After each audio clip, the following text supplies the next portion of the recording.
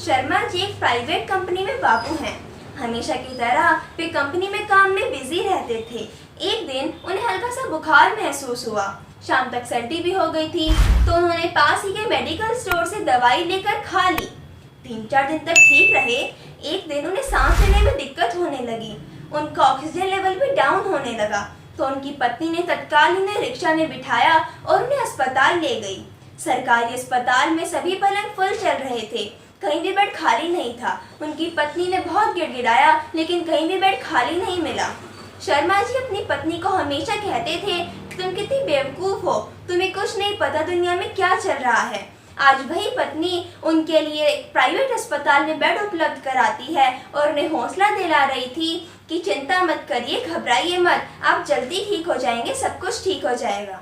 फिर उनकी पत्नी ने अपने देवर और अपने भाई को फ़ोन पर सारी सूचना बताई। सूचना मिलते ही वो दोनों घबराते हुए अस्पताल पहुंचे। दोनों की आंखों में आंसू थे। दोनों उन्हें समझा रहे थे, उन्हें हौसला दिला रहे थे कि घबराइए मत, चिंता मत करिए, सब कुछ जल्दी ठीक हो जाएगा। तभी डॉक्टर साहब आकर कहते हैं कि हमारे पास सिर्फ 3-4 घंटे के लिए ऑक्सीजन बाकी है, उसके बाद आपको एक कुछ व्यवस्था करनी पड़ेगी। शर्मा जी का भाई और साला बोले, हम लाएंगे सिलेंडर, आप इलाज शुरू कीजिए। दोनों वहाँ से रवाना हो गए। शर्मा जी पर भी बेहोशी छाने लगी और जब उनकी नींद खुली तो उन्होंने देखा कि उनके पास एक ऑक्सीजन का सिलेंडर रखा हुआ था। उन्होंने अपनी पत्नी से पूछा, ये सिलेंडर कौन लाया और कहाँ से आया? उनकी पत्नी बोली, तुम्हारा भाई और मेरा भाई जाने कहाँ से सिलेंडर लेकर आए हैं। अचानक उनकी नज़र अपनी पत्नी खाली कलाइयों पर गई। उनके हाथों के वे कंगन गायब थे जो बोनस के पैसों से पिछले महीने शादी की सालगिरह पर उन्हें दिलवाए थे। उन्होंने पूछा, तुम्हारे हाथ के कंगन कहाँ गए? पत्नी बोली, आप चुपचाप सो जाइए, कंगन कहीं नहीं गए, कंगन यहीं पर हैं। पत्नी ने उन्हें दवाइयाँ दी, वो आराम करने लगे। जब शर्मा जी की नींद खुली तो उन्होंने देखा कि उनकी पत्नी कई किलो वजनी सिलेंडर उठा रही थी, जो थोड़ा सा सामान भी नहीं उठा पाती थी। उन्हें अपने भाई और साले पर गुस्सा आया कि ऐसे समय दोनों कहाँ गए। फिर सोचा, आएंगे तब फटकारूंगा। फिर पड़ोस के बेड पर भी एक सज्जन भर्ती थे, उनसे बातें करने लगे। कहने लगे, अच्छा अस्पताल है, ऑक्सीजन के सिलेंडर भी आसानी से उपलब्ध हो रहे हैं। वो व्यक्ति बोला, क्या खाक अच्छा अस्पताल है, 40 किलोमीटर दूर बड़े शहर में 7-8 घंटे की लाइन में लगने के बाद एक सिलेंडर बड़ी मुश्किल से उपलब्ध हो पा रहा है। आज ही अस्पताल में ऑक्सीजन की कमी से 17 मौतें हुई हैं। ये सुनकर शर्मा जी घबरा गए और सोचने लगे, शायद मेरा साला और भाई भी ऐसे ही सिलेंडर ला रहे होंगे। पहली बार दोनों के प्रति मन में सम्मान का भाव जागा था। कुछ सोचते इससे पहले पत्नी एक बड़ा सा खाने का टिफिन लेकर आती दिखी। पास आकर बोली, उठो खाना खा लो। पहला टुकड़ा खाते ही शर्मा जी बोले, ये तो माँ ने बनाया है। वह बोली, हाँ माँ ने ही बनाया है। पर माँ कब आई गाँव से? वह बोली, कल रात को। अरे माँ कैसे आ गई अकेले, वो तो कभी नहीं आई शहर।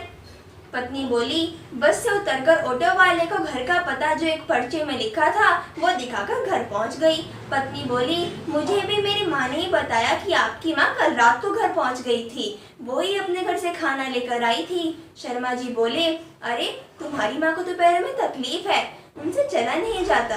पत्नी बोली, आप आराम से खाना खाइए और किसी चीज़ की चिंता मत करिए।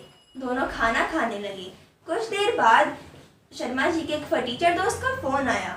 बोला, हमारे लायक कोई काम हो तो बताना। शर्मा जी ने मन में सोचा, मुझसे जो 3000 रुपये उधार ले रखे हैं वो तो अब तक दिए नहीं, काम क्या बताऊं तुझे। फिर कहा, ठीक है, कोई जरूरत होगी तो बता दूंगा। 16 दिनों तक उनकी पत्नी सिलेंडर ढोती रही और उनका भाई व साला लाइन में लगकर सिलेंडर लाते रहे। कुछ दिनों बाद हालत में सुधार हुआ और 18वें दिन शर्मा जी को अस्पताल से छुट्टी मिल गई। शर्मा जी को अपने ऊपर बहुत गर्व था कि उन्होंने कोरोना को हरा दिया था, वो फूले नहीं समा रहे थे। घर पहुंचे तो असली कहानी पता चली कि उनके इलाज में बहुत सारा रुपया लग चुका था। कितना ये तो नहीं पता, लेकिन उनकी पत्नी के सारे जेवर बिक चुके थे, उनके साले की गली की चैन बिक चुकी थी। भाई जिस बाइक को अपनी जान से भी ज्यादा रखता था वो भी घर में दिखाई नहीं दे रही थी। माँ जिस जमीन को अपने जीते जी बेचना नहीं चाहती थी, स्वर्गीय बाबूजी की आखिरी निशानी थी, वो भी बिक चुकी थी। ससुराल का घर भी गिरवी रखा जा चुका था। निठल्ले दोस्त ने 3,000 रुपये उधार लिए थे, वो भी ब्याज सहित वापस कर दिए थे। जिन्हें शर्मा जी किसी काम का नहीं समझते थे, वे उनके जीवन को बचाने के लिए पूरे बिक चुके थे। अब शर्मा जी अकेले रोए जा रहे थे और परिवार के बाकी सब लोग खुश थे, क्योंकि शर्मा जी को लग रहा था कि उनका सब कुछ बिक गया और परिवार के लोगों को लग रहा था कि उन्हें बचाकर उन्होंने सब कुछ बचा लिया। अब शर्मा जी को कोई भ्रम नहीं था कि उन्होंने कोरोना को हराया था, क्योंकि कोरोना को तो उनके अपनों ने, उनके परिवार ने हराया था। सब कुछ बिकने के बाद भी अब शर्मा जी को लग रहा था कि आज इस दुनिया में उनसे अमीर कोई नहीं है। धन्यवाद। आज का वीडियो आपको कैसा लगा कृपया कमेंट बॉक्स में अवश्य बताएं और साथ ही वीडियो को लाइक और शेयर अवश्य करें।